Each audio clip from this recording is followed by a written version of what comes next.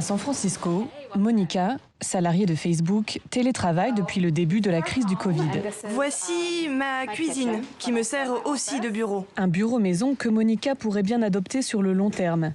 Le 21 mai dernier, Mark Zuckerberg a annoncé le développement d'une mesure révolutionnaire, le télétravail permanent pour les employés qui le souhaitent. Pour Monica, qui vit à 50 km du siège de Facebook, c'est une excellente nouvelle. Je me sens beaucoup plus productive à la maison car je n'ai plus 2h30 de transport par jour. Et même s'il y a des choses qui me manquent au bureau, comme le face-à-face, je pense qu'avoir l'option de travailler à l'endroit où l'on veut vivre est très important. Le télétravail à vie, lancé une semaine avant Facebook par un autre géant, Twitter, séduit de plus en plus d'employeurs du secteur de la tech.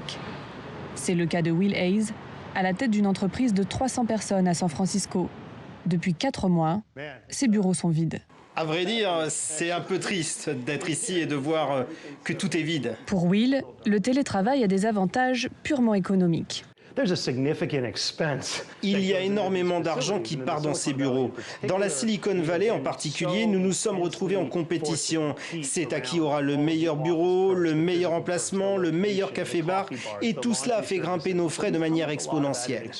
Les bureaux de Will lui coûtent plus d'1,5 million de dollars par an. À San Francisco, où les loyers sont les plus chers d'Amérique, le coronavirus a déclenché un exode sans précédent.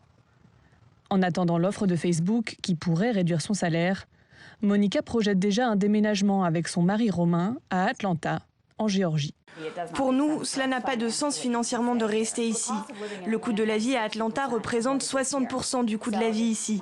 Donc, même si mon salaire était réduit de 20%, au final, ça équivaudrait à une augmentation de salaire de 20%. Ce sont des milliers de dollars par an que nous pourrons mettre de côté. Cet appartement que nous avons repéré coûte 1 200 $ de moins par mois et en plus, il est 2 fois plus grand. Monica et Romain ne sont pas les seuls à rêver du départ. Selon une récente étude, 2/3 des employés de la tech envisageraient de quitter la baie de San Francisco si le télétravail permanent leur était proposé. Cela ferait 500 000 salariés de moins dans la Silicon Valley.